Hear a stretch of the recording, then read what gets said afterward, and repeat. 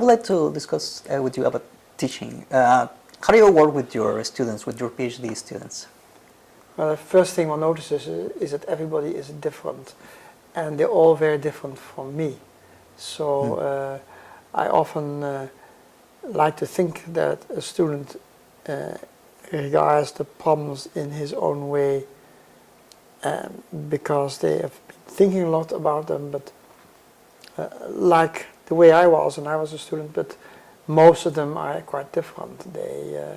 They want to study a problem because I was interested in the problem, and they wanted to have some well described set of questions on which they can do calculations and which can make them, produce a thesis.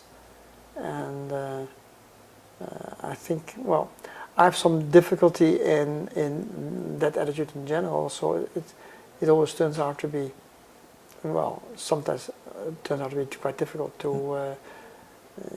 to make a student realize that you have to think about the problems in a more elementary sense. You have to look at the grand picture, and to be able to look at the grand picture, you have to know, of course, a lot of physics. Yes. And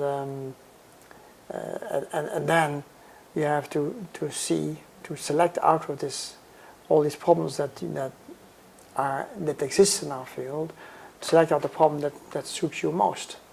And this is not always such an easy process. Some people get a big difficulty even get started. To get started with me as an advisor to work on the thesis. So it often takes them longer than they're supposed to get something done.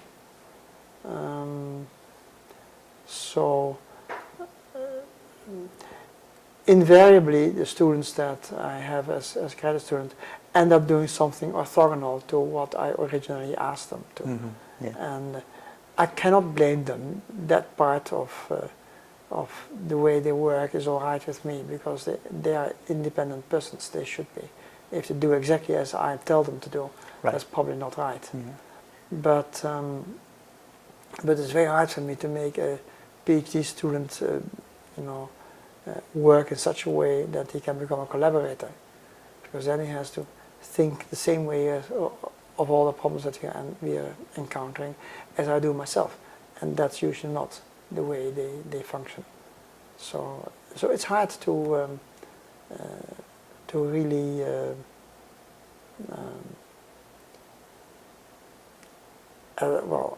advise a student in such a way that they can produce a thesis in exactly the amount of time needed for them to produce a thesis.